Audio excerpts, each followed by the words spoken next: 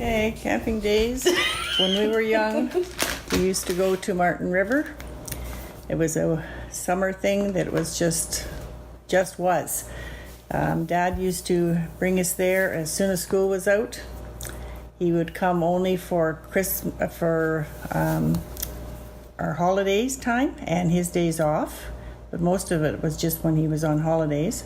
So Mom had to fend with us four girls for the full... Four girls in the bush. In the bush, in a tent. In a tent? In a tent. You didn't have a trailer back then? No, we just had a tent. And it had sort of like an overhang that Mom made as a kitchen because it was plastic all around, so we had sheltered area just to eat. She fended with the fireplace, did all that herself. Yeah, she was a force of nature. Well, when I think about it, talking to Cynthia earlier about camping in tents, it's surprising. My two co-hosts, Cynthia and Stacy, yes, they're paranoid of even going in a tent. So I'm determined I'm going to get them in a tent at some point this summer. Yes. So maybe the whole story about how you and your mom and your sisters basically survived in the tent for the entire summer. Yes. So I'm sure those two ladies can suck it up for one night. Exactly. Dad used to bring the groceries in whenever he came in, but there was a store within walking distance that we used to be able to get the basics like milk and bread and stuff like that. And treats, of course. Oh, yes, of course. I had to have our treats. Mm-hmm. Yeah, and she brought her accordion along with her and used to play every night around the campfire. And then the people would start coming in from other tents. Especially there was a lot of people that we chummed with while we were there all summer. So they would come over to the campfire. Sounds very similar to what she used to do at her own house. Yes. Playing in music in kitchens and getting people to show up. That's right. Yes. And at home, she had a regular coffee crew. There was 3 ladies. I don't know if you want their names, but there was three ladies. I'm sure they know who they are. They came all the time. And then sometimes other ladies would join in, but there was 3 ladies that were there every morning, 9 o'clock. That sounds like a good premise for a sitcom. That could very well Four be. ladies showing up for coffee every morning. That's right, exactly. But that's what they did back then. Everybody used to have their own little cliques of people, and they had coffee every morning, and then they did their other things together, like curling and bowling and whatever else that they wanted to do for exercise. But that was Mom's thing. She was the host. Well, yes. Well, so I guess we get it honestly. That's right, exactly.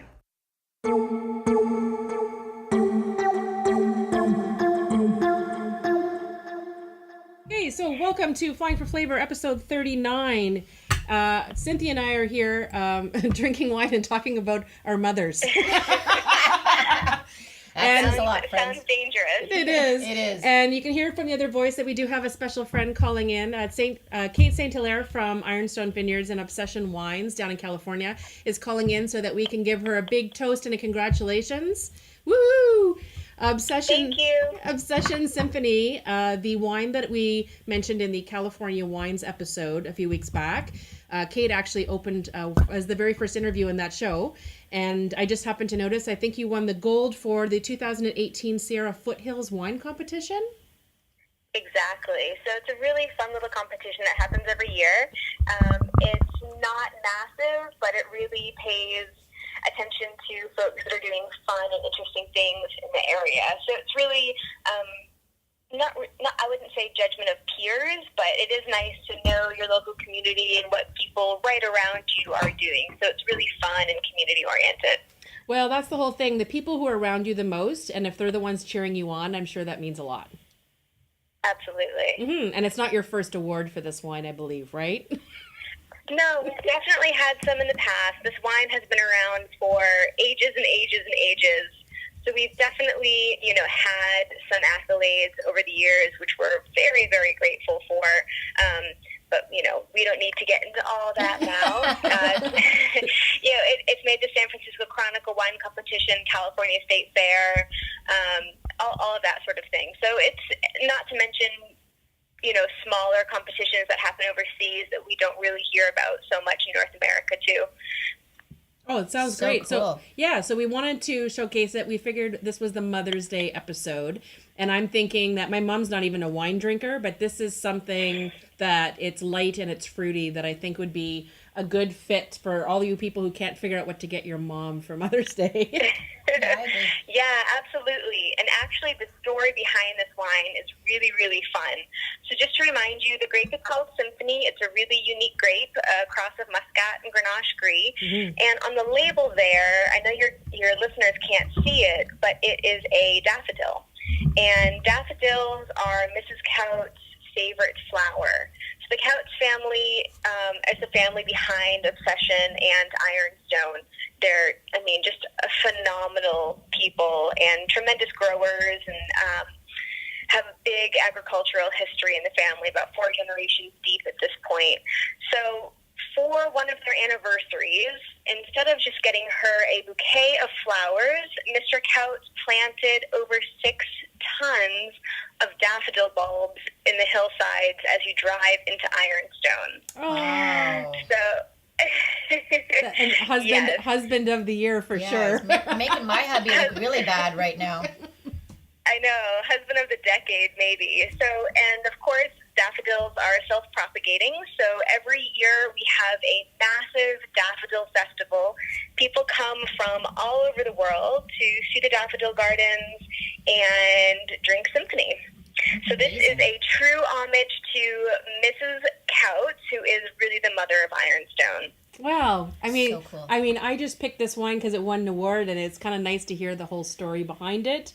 I've always been a fan, and I think that a lot of people, especially up here in Ontario, who are shopping for wines, they love California wines, but I think because they don't really know the story behind it, they might be overlooking it. So today's the day we're going to put it in the spotlight. Thank you. I appreciate it. And the other thing to think about, too, is this wine is available at the LCBO, and it's in General List. I Which know. a lot of people that are, if they're looking for something special, we often go directly to the vintages section. But that sometimes leaves us overlooking some really fun little finds in General List. So don't forget to take a peek around. I do. I completely agree. I think we even mentioned it, I believe, in one of the last episodes where I was telling people that they didn't always need to go, especially for whites, because they're usually produced to be consumed young. There's no need to always go directly to the vintages section and looking for, that higher priced wine, since some of my favorites are actually in the general list section. Yeah, absolutely. And there really are some gems out there. And unfortunately, you do have to try a lot to find those gems. But hey, if my homework is trying bottles of wine, I'm okay with that. Kate, that's the cross we bear with our jobs. It's really terrible. It's really tough. It's really tough. People don't understand how hard this can be sometimes. It's an emotional roller coaster. Yeah. I think I've briefly started most of my classes with, my advice to everyone is always just, you want to learn more about wine, you just got to drink more. Mm-hmm. Yes. Exactly. 100%. Yeah. Well, thanks again for opening up another show for us. And we just wanted to give you a little cheers and say congratulations again on another successful little competition. And we know there's many more coming in your future. And we'll include the link in the show notes directly for anyone's listening on any of the podcast platforms. And they'll be able to link to the LCBO in Ontario and buy it right away. Thank you so much. You have a great rest of the day. Yes, Thanks, you you too. too, Thanks, Kate. Kate. Bye. Bye-bye.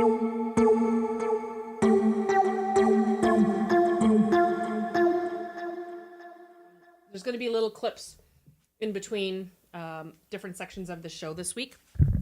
So this is kind of like our ode to moms everywhere, and moms in every type of position. There are moms who are stepmoms, there are single moms, there are grandmoms, there's mothers-in-law, there's moms, there are women who just take care of kids. Mother figures. And mother figures.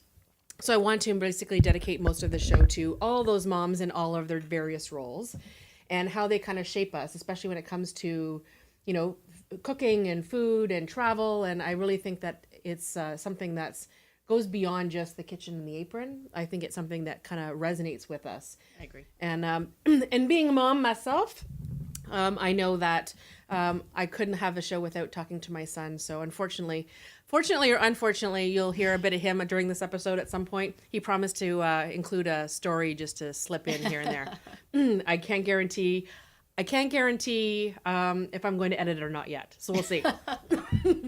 And then, so we wanted to open up. So we're opening up with my mom, telling stories about her grandmother.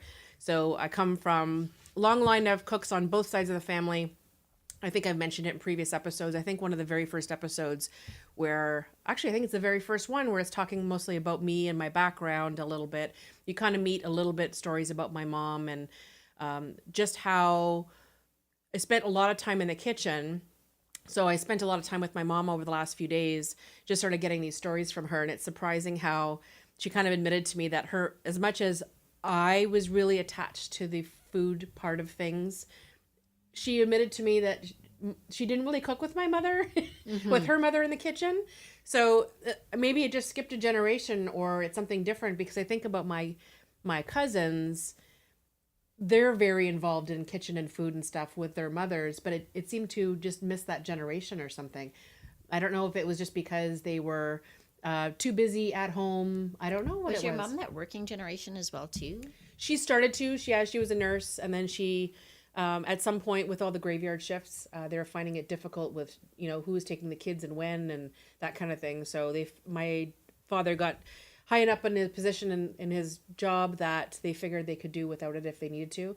But then, of course, she wasn't just satisfied with taking care of the two of us. She started babysitting at home, right? So next thing you know, there was like a house full of kids, but that makes her happy. The mom and her just went on overdrive, which is...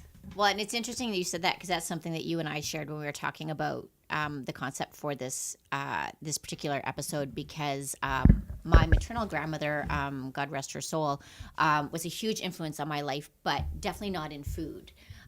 She was a single mom who worked all the way through, so not a lot of time spent, not a domestic grandma. She influenced me in other ways, like as a feminist and as someone who could speak her mind and accepted people no matter what they were, who they were, where they came from. When it came to food, not so much. Loved grandma, did not love grandma's cooking. And That's awesome. my mom is similar in that she learned her cooking from my grandmother, my great grandmother. They didn't have a lot of money, so their cooking was very, very simple. So you'd you meat potatoes with salt and pepper, and Yes. that was pretty much cooking. Later in my life, in my life at home, so as a teen, my dad had taken over a lot of the cooking because he worked from home. Mm-hmm. So I learned like the recipes, like basic spaghetti sauce, your shepherd's pie, the kind of like the basic home Sounds like kind of all meals. the foods that your dad liked to eat. Exactly. Very, very much so. But again, didn't spend a lot of time learning and growing in the kitchen. That wasn't where our kind of family experiences were per se. But as hopefully you'll hear after I sit down with my mother-in-law and my son, that it's a very different experience in our house now. Mm-hmm. And it might be, there was a time in a generation where things shifted from cooking was a necessity, and the generations that followed, all of a sudden cooking became a joy because it wasn't so much a necessity anymore. There was more opportunities for eating out, and you still got to enjoy eating. But I think some of the fondest memories when I listened to my mom telling stories about her mother and her sisters and everybody else, it always seemed to be revolving around special events. And those are the recipes that seem to be the ones that were most renowned or passed down. Yeah. But the everyday day-to-day stuff, it was kind of like they just basically pulled, like you said, meat, think that was potatoes, my whatever family else, too. and just fed everyone. My mom does have and it's funny, I've been racking my brain about what kind of recipes I could share with her. My mom does by far the best baked beans in the entire world. Oh, I smell a challenge. You know, between the bacon and the ketchup and the brown sugar and the just yummy. I mean, my mom's not a cook, but by far anywhere she goes, anytime it's a potluck, she needs to bring those baked beans. There's no question. And, and I think about things like that. There's that, it's that brown special events again. Mm-hmm. I said before in previous episodes that the traditional turkey meal is by far my death row meal. Yeah. That comes, I think, probably from the fact that every special event that we had revolved around that turkey feast, so to speak. Yeah, so I think the special occasion thing is that one time where moms got a chance to show off a little bit, and it wasn't the everyday just, pizza night, spaghetti night, whatever else. This was their time to shine and get to try new recipes and show off to their friends and do potlucks and things like that. Especially, again, with the advent of, like, the Industrial Revolution and women going into the workforce where they just weren't, like, they were like the rest of us, time-strapped and didn't have the opportunity, and that's why processed food was so huge when I was growing up. Oh, my God, the 70s. Oh, my God, the 70s, right? 80s over here. All right, okay, now we're dating myself.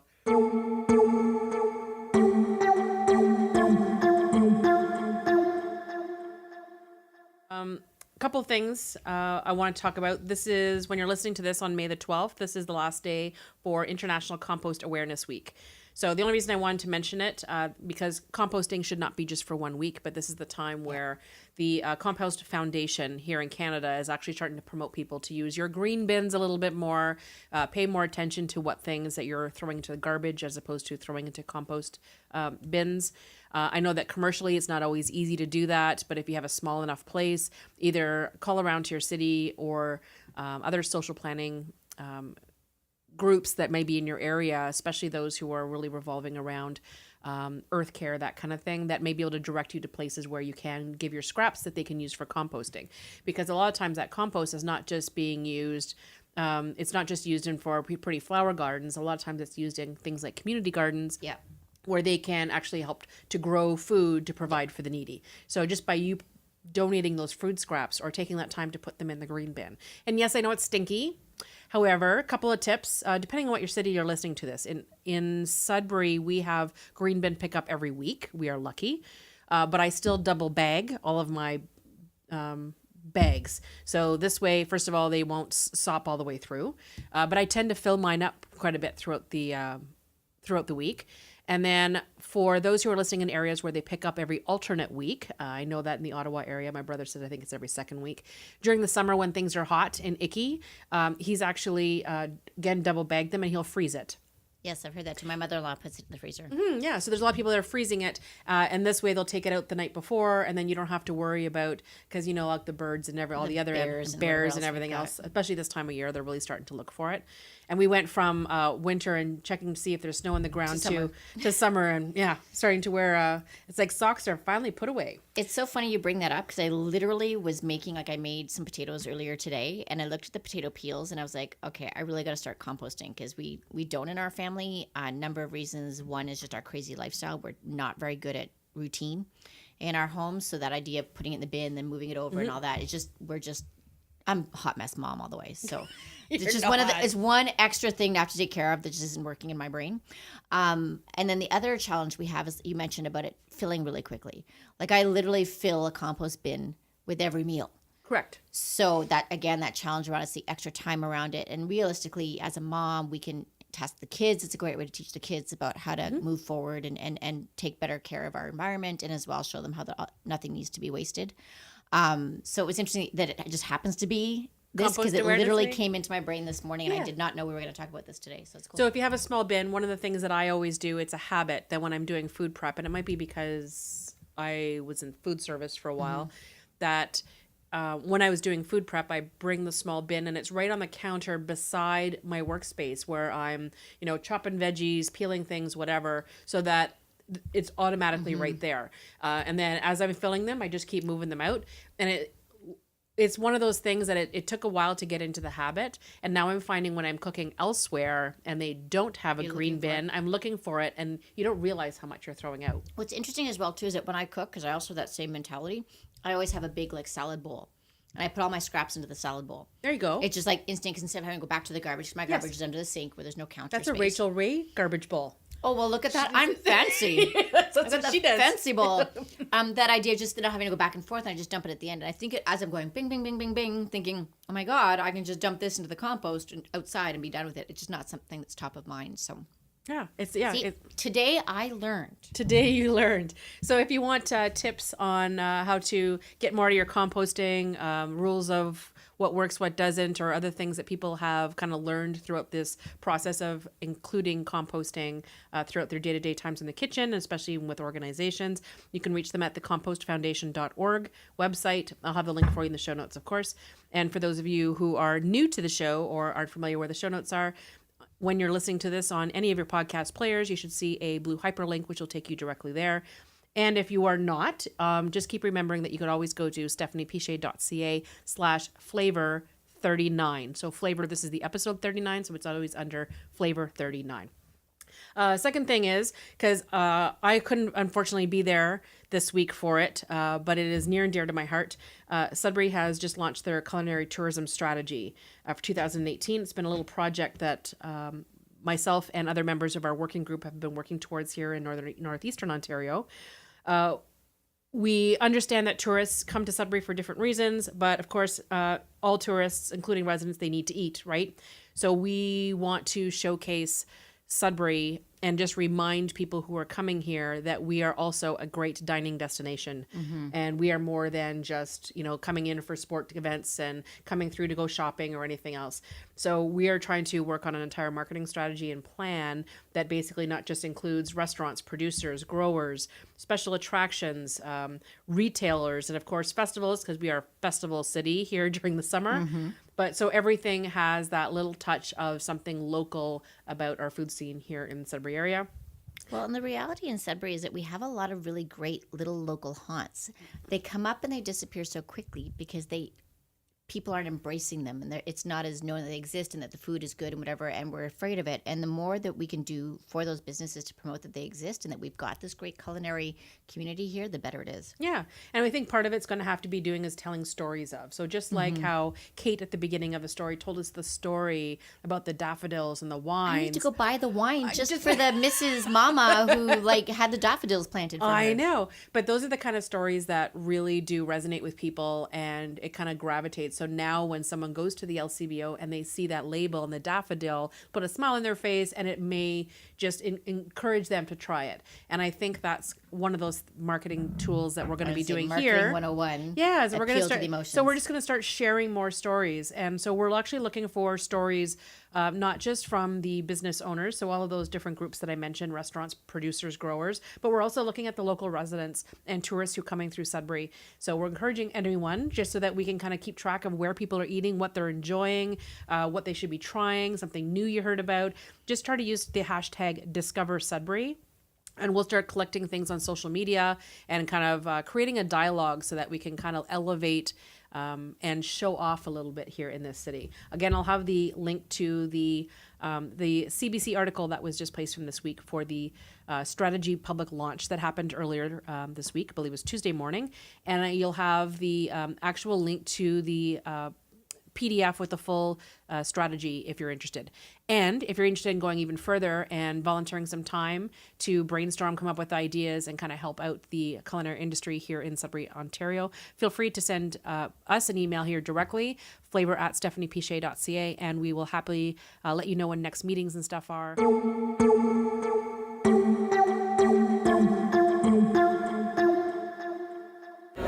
Okay, we're sitting here with Nana's back again on the show with us. We're very excited to have her back.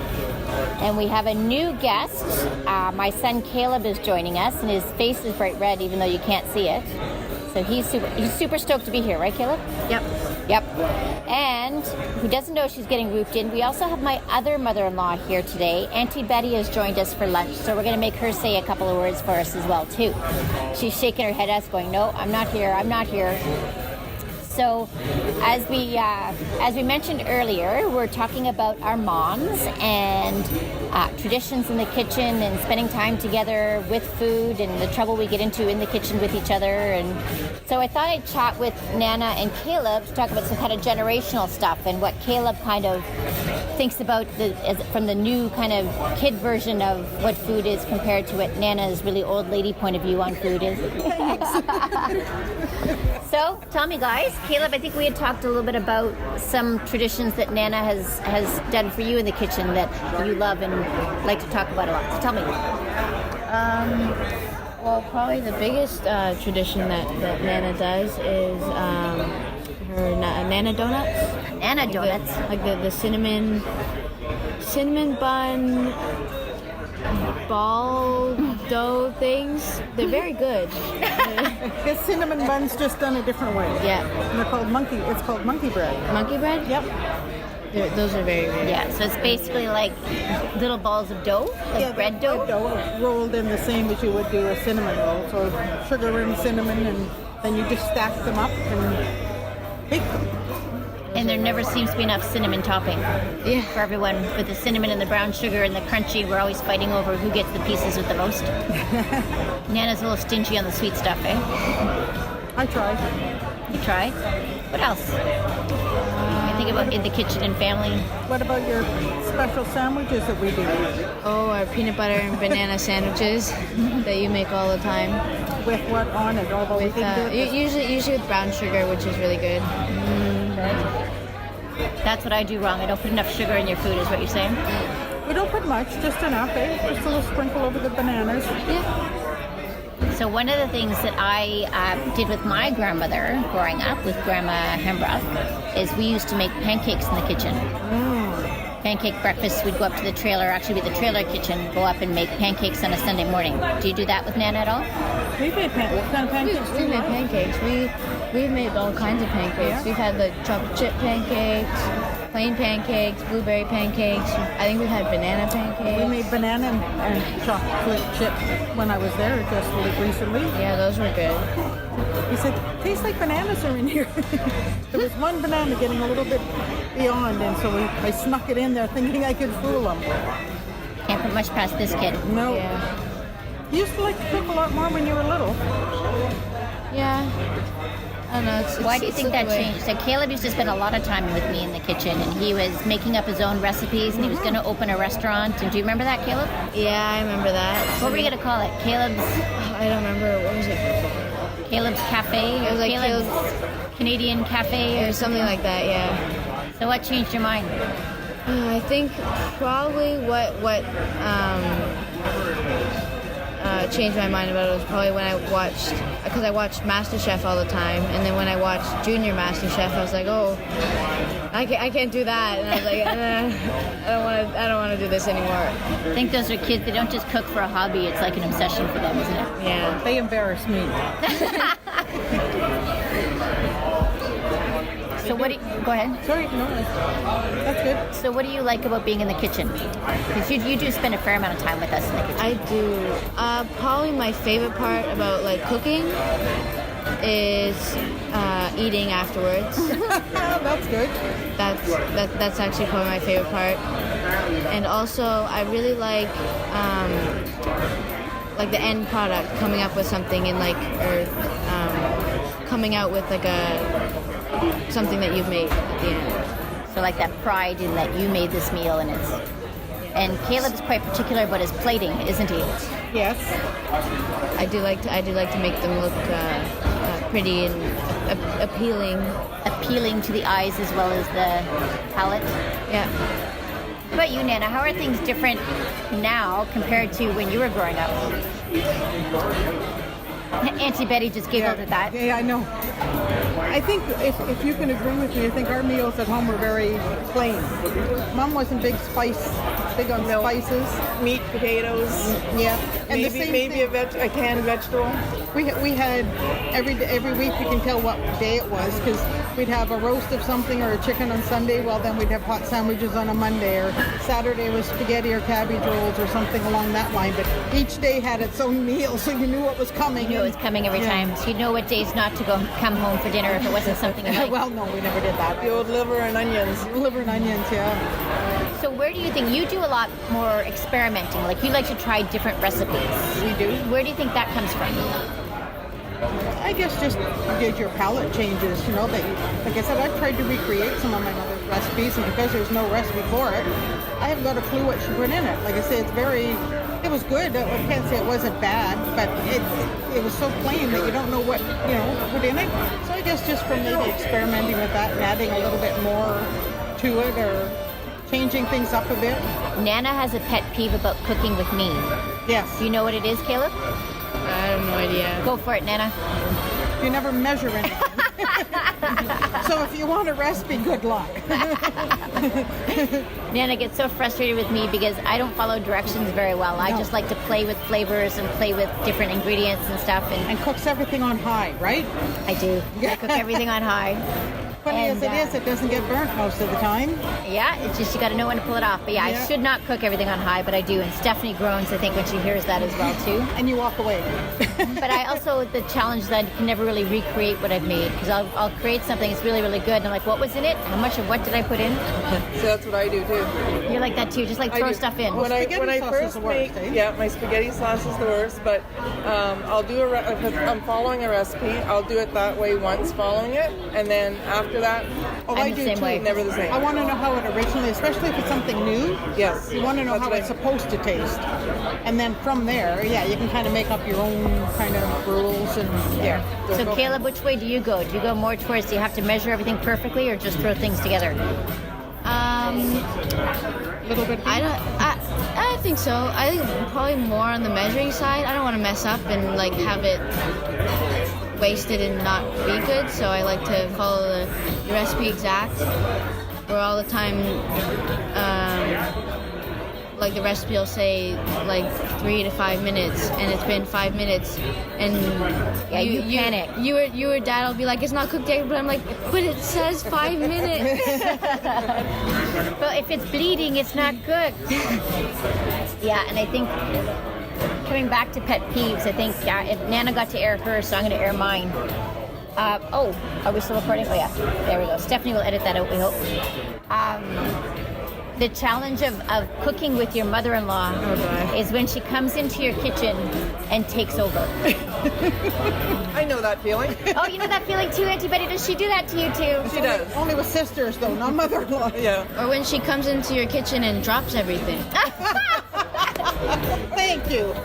So I had asked Caleb, I said, when we were talking about whether he was going to come and chat with us, I said, what do you think of Nana? What do you think of when you think of Nana in the kitchen? He's like, Nana and her dropsies. Yes, I know. Your Auntie Michelle would say the same thing. It's part of her charm, right? Yeah. It makes everything better. At the end of the day, as much as it drives me crazy that Nana takes over for me, I never complain when someone else is cooking for me. Exactly. Yeah, if she's going to cook for me, I'll grab my glass of wine and go put my feet up and she can finish it up. You know, back to the original idea here, like when you're doing a meal, measuring isn't as important as when you're baking. Yes, baking You know, it is baking really. is a science, and if you Yeah. don't get that right, you can't just kind of throw things together. So, Which incidentally is why I'm a better cook than I'm a baker. My baking is hit and miss. Oh, and we're having our lunch delivered right now. Fries, loaded. That's in the middle here. Cute chicken fingers. Those look amazing. Mine's mine's Barbecue sauce here. oh, barbecue sauce. Lovely. What sauce do you- barbecue sauce. That's medium, ma'am. Sorry. Okay, thank you. Yeah, enjoy. Thank you. So yeah, we just had our lunch delivered. I don't know if Steph's going to cut that out on us or not. So where I'd like to kind of conclude this is what for me is really cool is to see the multi-generations in the kitchen and to see it's a way that we can kind of form family bonds and form family traditions around the idea of in the kitchen. And I guess my question to you guys is, Nana, is that something that you'd always planned? Is that something that just kind of happened? And Caleb, what do you think of that idea of family bonding in the kitchen? And I think it's wonderful, and that's where families hinge on meals, and it's more important these days, I think, for families to have meals together. They kind of got away for a while, and I know everybody's busy, but yeah, it is. It's definitely a challenge in our schedules and our crazy lives, but it is so important. One thing I do like is you've always said we have to eat as a meal together. We're having dinner. Lunch, not as big of a deal. Breakfast, usually But on if we're weekends. home and we're cooking, But if we're home and we're cooking and we're having dinner or something, we have to eat together. We don't want to have like one person having like cereal in one corner and then everyone. That's been a big thing that I can, as long as I can remember. The family, like meal time is family time. It's our chance to kind of come together at the end of the day. go through what happened in the day and chat. It all starts in the kitchen. Yep. Thank you guys for eating with me today. We're going to enjoy our lunch now. Thank you. And thanks for being with us again, Nana. We know we're going to make you a regular because everyone loves listening to you. Yeah, right. Happy Mother's Day. Thank you. Good night.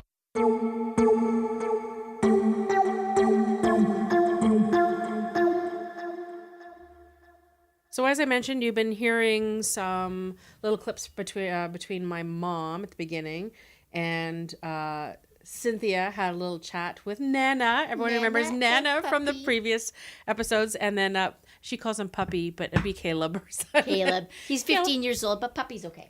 Puppy's okay. He answers to Puppy. He Well, does. from you. I don't know if he'd answer a Puppy from me. He would actually. Would he? Yeah. Oh, that's very. I feel awkward calling him Puppy though. We had that at hockey when he was younger. That if I couldn't make a hockey tournament because I was working, the moms would shout "Go Puppy Go," so he'd know that Mama was still there. Oh, that's awesome. That's a good Mom's Day story. Isn't that a good story? It is. No, and even the folks at work, they ask, so how's Puppy Dance doing? So he's Oh, on his puppy. That is awesome. So, I mean, Mother's Day for me, of course, that's why I was talking about moms and me being a mom. That's why I wanted to let my son kind of vent a little bit about what it's like, not just living with me, but working with me in the industry. And then I thought about, had good chats with my mom. And because I found when I started asking her questions about herself, she got very nervous. But as soon as I said, "Okay, you tell me stories about your mom in the kitchen," and that kind of relaxed her a little bit. So I'm glad that she can always share those stories. And it's funny how when they get older, I hear stories that I really shouldn't be hearing, maybe.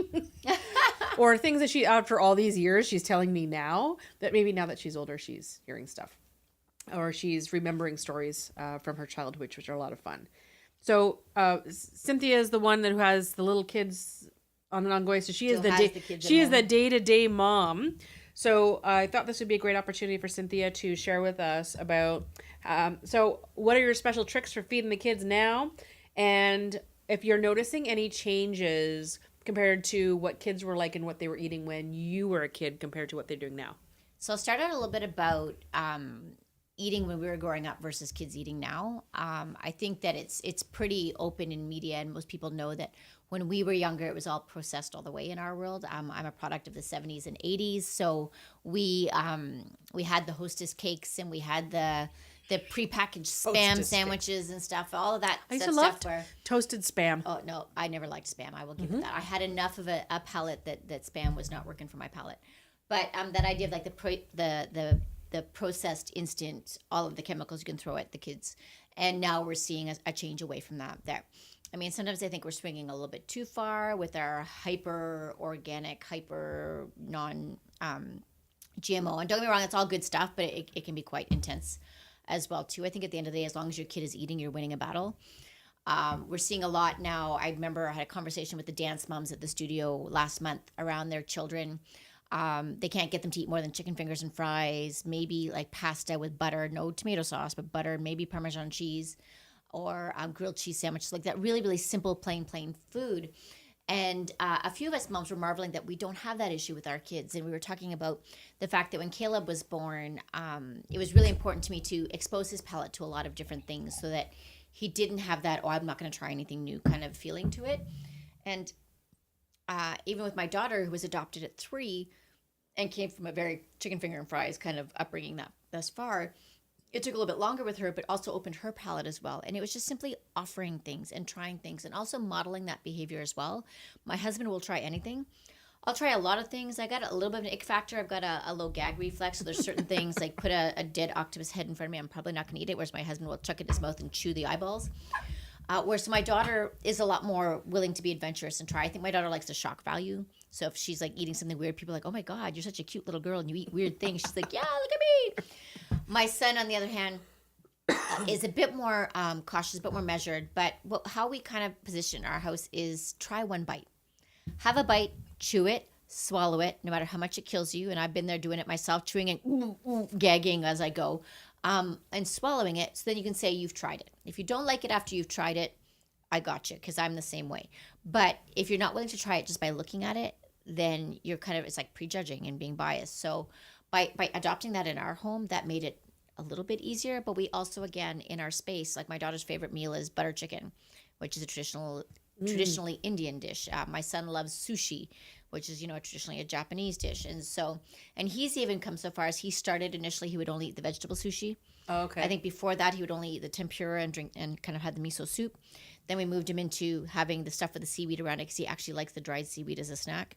And then he's just started trying like the more raw fish seaweed, or raw fish sushi. So still with the seaweed and the rice around it, he hasn't quite gotten to sashimi yet. California rolls. But he likes he'll try he likes the crab meat, that's probably his big thing, but he'll like a spicy salmon as well too, so things that actually do have like the raw fish in it, he'll give them a go, and he's willing to try them. He doesn't love them all the time, but he'll chew and swallow one and say, okay, I liked that, I didn't like this. So it was really about just providing a safe space to try food and encouraging it. And I think that's one of those things that there's that happy medium between encouraging your kid, making your kid try something to the point where they're scared to try it, not like it, or they're scared that they're not going to like it and you're going to force them to eat it. Yeah. Right? So it's having that little balance about things. And I'm thinking back now, I mean, Alex, he was a little bit of a fussy eater. He was not a dessert eater by any means. So I wasn't, except for he liked candy. So he was the kid that would, go to the corner store and like candy. Who doesn't like candy? Yeah, I was never a big candy person. But when it came to desserts and things, that just wasn't until this day. Like he, birthday cakes was never a thing for him. My husband's like that too. He'll always skip the dessert course. He has no interest in it. So it's never been one of those things. I mean, there's one or two things that he did like that my mom made for him that to this day she still makes for him. Cinnamon pinwheels being one of them. You'll occasionally eat a butter tart. He does like the apple cinnamon cake, coffee cake things from the grocery store. So there's a few things, and none of those things are overly sweet, right? They're kind of a little bit more, may have a touch of cinnamon, standard pastry, that kind of thing. But anything outside of that, that's just not his. And see, most parents, that's not their issue. It's getting to eat the healthy stuff, right?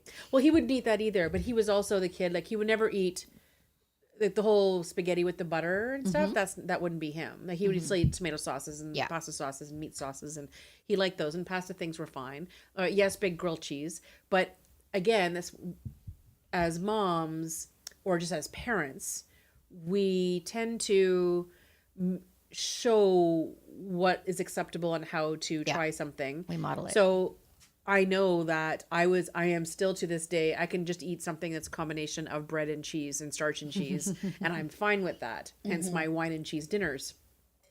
But because he saw that, again, I was modeling it. Yeah. So yes, he ate the craft dinner, and yes, he ate, grilled cheese sandwiches and all of those things. So again, it was bread and cheese in various formats. And so in a way, I can't really blame him for kind of eating what I was eating or how I was eating. Because you weren't a big sweets person either. And I'm still not a sweets person. So he followed my footsteps a little bit that way. But I found that when I started working in the industry and I started cooking for other people, and I was always feeding other people things, he basically, when he was working with me, it was, I would have leftovers or things, and he had an opportunity to try a lot more things. And one of the key things is because he was making it, or if he was helping me in the kitchen, has always been a big driver. And I know my brother would agree that having his own kids participate in things in the kitchen and helping to make dinner absolutely is a huge opportunity to let them see the process of how things are done, see things in their raw state, get them involved in choosing ingredients at the grocery store. It really makes things a lot easier for them to take away that mystery of what is in that soup or what is in that, because they actually got to participate and they saw what went in that pot. And I shared that in our podcast about prepackaged kind of meals as well too, that my son, now that he's more involved in cooking the meals, is more interested in trying new things as well too. And something else that we used in our favor was peer pressure as well too. When we started a nutritional program at my son's school, none of the kids would eat broccoli. And no, my kids will never eat that. You're crazy. But we'd be walking down the aisles and seeing the kids eating Oreos at 10 o'clock in the morning, which is, my favorite thing to do, but I'm not really big on it for my children. But the parents were like, that's all they will eat. And when we found that once we introduced them, the few kids who would eat that stuff naturally from home, because they had less of a predisposition against it, would be like, I love eating trees. They're great. And it would eventually, the other kids would be like, oh, maybe I should try that because, Jordan likes it or Ava likes it or whatever. And we found by the end of the year that broccoli was one of the first things gone because the kids had tried it and they actually did like it. So sometimes peer pressure is okay as well too, to get the kids to eat healthy. Well, I always laugh. Every mom knows that kids always eat something different at somebody else's house that they won't eat at yours. It's just the way things go. I guess I'm going to include some recipes. We are going to include some recipes. Just because we were talking about moms and all this kitchen stuff. So I included the recipe for the butterscotch brownies that we are snacking on right now with our wine, which is probably, we thought was going to be a weird pairing, but surprisingly not The weird. butterscotch brownies and the Obsession Symphony is really, really good. I have already had my second brownie, and it was even better than the first. So we put some, so optional, you'll see in the recipe, it says optional to add walnuts in it, but I think the walnuts are kind of what's making it a little bit more palatable with the wine. That's not overly Yeah. sweet. It cuts the sweetness, so I love does. it. So then those cinnamon pinwheels that I mentioned that my son still eats to this day. And then I'm going to include the link to the CBC interview that I did this past winter about my nanny's buns, or as most of them, the little kids call them nanny's bums, because they were kind of shaped like little bums that you tore in half, those pull apart rolls. So the PDF for the recipes in there, as well as the link to the interview that I did with CBC. And Cynthia, I think, did a cake recipe this week. I did. So as we were discussing it, I think everyone has or I'd never heard of it as an adult, but a lot of folks have heard of wacky cake. In our house, it's called Crazy Chocolate Cake because that was the name of it when my sister-in-law found the recipe initially. And what I like about this recipe is it's super easy. It's hard to screw up because I suck at measuring, in that I don't like to measure, but I do. I just do it sloppily. So kids can do it as well too. And the measurements, if you're off, don't kill it. It's a hard cake to screw up, to be honest. And the cool thing is you make it, you get your 9x9 pan and you mix it right in your Pyrex dish or whatever, and then throw it in the oven. The recipe doesn't have a cooking time. I think it depends on your oven, but as most folks know in the kitchen, if you stick a toothpick in the middle of it and it comes out clean, it's ready. One thing we'll do in our home too is we'll just put light pressure on the top and the center, and if it bounces back, it's ready. If it doesn't, then it still needs to cook a little bit longer. Quite frankly, when you can start to smell it, it's pretty close to ready. But my son, this was one of the first recipes we ever gave him to cook on his own. And he loved being able to make cake for his friends. He made his sister's birthday cake. In the picture you're going to see, okay, I might have put the icing on, but he made the cake. And just because it's so simple. And we had, because it has no eggs in it, one of his friends in school when we were overseas had never ever had cake for her birthday because she couldn't have eggs. She was allergic to eggs. So she'd go to birthday parties and she would insist she'd sneak a cupcake, eat it, and then be sick, like violently ill. So she had her very first birthday cake that Caleb made for her at 8. Which is why this is such a cool recipe. So super easy. You have most of the ingredients in the in your pantry. It's like vinegar and water and oil and vanilla and like flour, sugar, cocoa. Sounds vegan to me. It is vegan. We discovered that as we went Fantastic. through it. So it's got that extra bonus as well too. So super easy for the kids to make. And then what we used to do, my aunt growing up used to make jam cake. So it was like chocolate cake with in the middle, instead of icing, we had raspberry or strawberry jam. So if this cake gets left in a little bit too long because you're not sure when it's quite done, if you slap some strawberry jam or raspberry jam and then put another layer on top it up with icing sugar, you're good to go. You know what else I would do if it was getting started dry? I would tear it up and make a trifle out of it. Yes. With fruit and whipped cream, and it would no longer be vegan with whipped cream. However, Or you could do a poke cake with it. Yes. Poke it. Pour then little pour- Baileys in. okay, the leftovers are obviously for mom.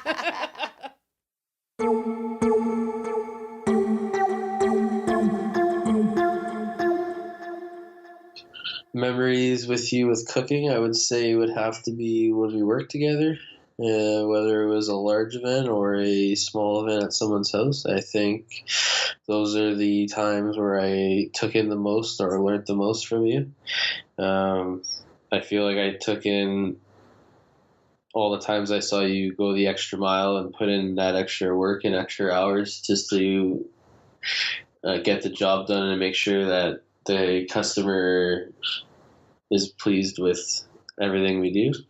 I think I take all of this and put it towards what I do for a living now, which is sales, and I work all the extra hours and do all the extra little things and offer stuff just to my customers, so that they're pleased with my work. I would say memories when it comes to Mother's Day would have to be when I take over cooking duties. Usually it was barbecuing, but sometimes, I think maybe once or twice, we did something inside. But I feel like those are the moments that stick out more than going to just a restaurant, which we do often enough anyways. Memories particular with Grandma would have to be her baking. It's very often, well, pretty much every time I see her, but even though I don't see her that often, she usually has some container ready to go for me, whether it be pinwheels or cookies or something, and they don't last very long, so that shows to show you how delicious they are. And they don't go to waste, that's for sure.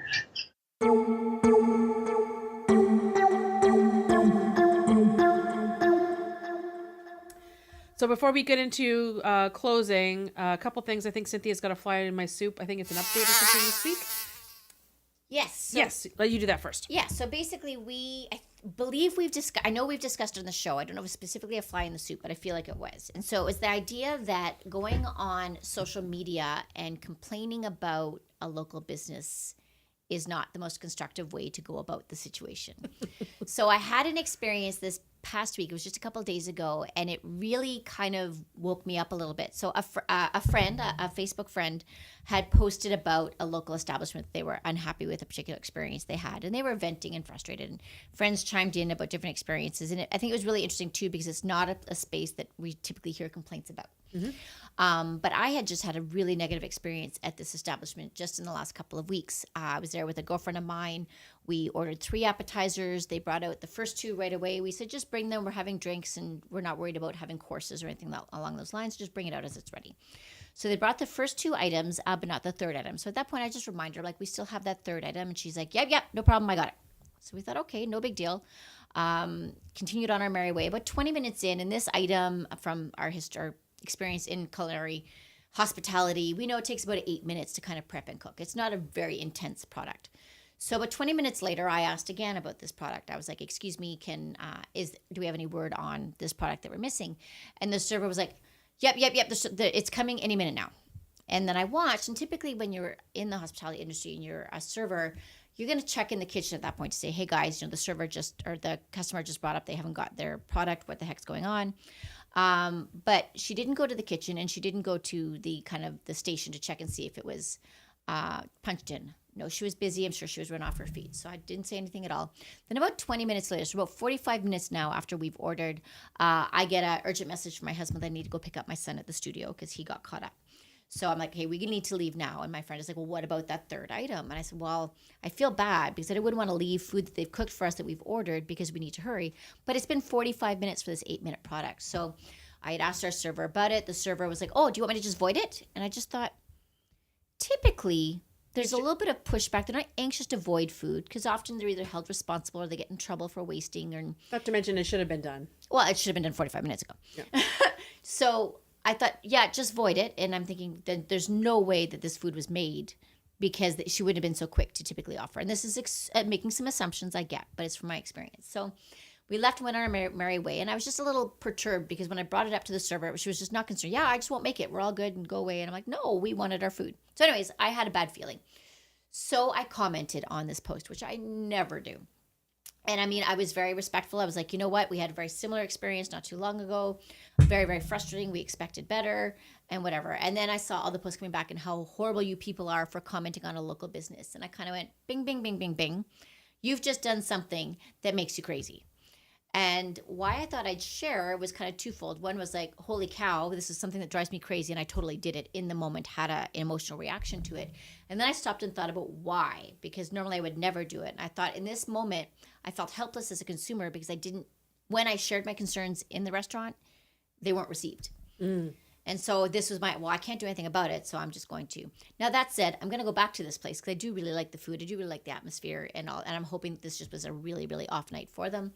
But yeah, I thought it was interesting, kind of an update after I was so rah, you can never do this. And here I certainly did it myself. I mean, and it happens. I mean, I think back on it. I have also vented, and I think I vented about a delivery sometime. And I think I was not as upset about the bad service as the business's reaction to it. Well, that was it, that I felt there was no point even asking for a manager because this server was so disconnected. She didn't care at all. She wasn't worried about getting in trouble. I don't think if she was caring. Yeah. It sounded to me like she did not want to admit that she made a mistake. That's what I wonder too. So my thought was I would have looked at, because usually on most POS systems, if she's already punched it in, it's not that she's voiding it. Like, so she's actually returning it. So you'll see both items showing up, the what's on and what's been taken off. Some of them. Yeah, so it's usually, but that would be one thing I would check. But anyways, yes, it's never good practice to go ahead and vent online. Vent to your friends one-on-one, face-to-face, or over the phone if you need to. Feels good to get it out. I completely understand. But it may have just happened a bad night. Go back to the establishment, try it a second time. If you're finding you're getting the same thing again, management needs to know they will never fix the problem if they don't know there is a problem. Yeah. So anyways, I'm really glad that it's not just me that screws up, that does that sometimes. Well, that was it. I was like, it just means that we're human as well too, right? So one other little update that I wanted to add in, I forgot to do it up in the industry updates. There was a CBC Marketplace story a little while back about farmers markets from last season, and I guess they just posted a new update, and you can get the YouTube link on our show notes. But I guess there was a farmers market down near the Indian River area, and two of the local vendors who, one of them I think produces honey, and I forget what the other person does, but they were actually interviewed on the CBC Marketplace show, complaining about how there's other vendors there who are not actually local producers and are just wholesalers essentially, who go to a local wholesale spot, buy a bunch of produce, and then put it out on their table like they're any other local producer. So like in the pretty baskets looking like I just grew these out in the valley or whatever. Yeah, that kind of thing.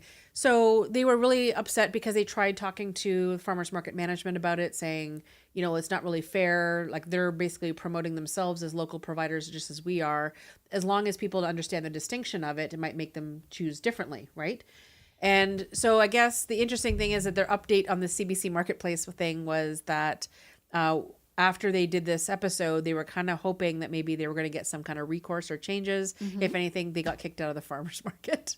So the folks who were complaining got kicked out. The ones who complained, speak spoke publicly, they actually got letters saying that, they're not welcome back. Well, it comes down to that buyer beware thing. I mean, I guess the reality is if you're buying grapefruit at a Canadian market, chances are it probably wasn't grown locally. So, look for those Mexico stickers or whatever. But I'm thinking as the town council, whoever was running the farmers market, so you thought by punishing the people who were speaking out against you, I'm sure you were embarrassed because somebody was talking poorly about your farmers market. But did you not think if they spoke out publicly the first time that they were not going to go back to CBC and share them with your letter? Well, you'd think so. And at the end of the day, it's a business, right? So they're thinking with their business mind, but they're not thinking with the community, which would think would be the mandate of your local community market, right? So I guess it would kind of tie back to your fly in the soup thing. So here we are saying don't vent about restaurants and talk to management, but I think they went to CBC because they tried talking to management and clearly and weren't getting received. anywhere. Okay, Obviously it wasn't well received because they are no longer kidding. part of that. So in a couple closing things. So if you've been following along on social media, you do know that we are on just about every podcast player now. I was busy this week and I've added us onto Google Play, the TuneIn radio app, as well as Player FM. So now there's a whole slew of places you can listen to us. You can't get away from us. You can't get away from us. Make sure you join us next week. We're going to talk about accessible dining and travel. Not accessible is just the general term, but accessible for people with physical disabilities or other barriers so that they can enjoy the same things that we all probably take for granted when it comes to food, drinks, and travel.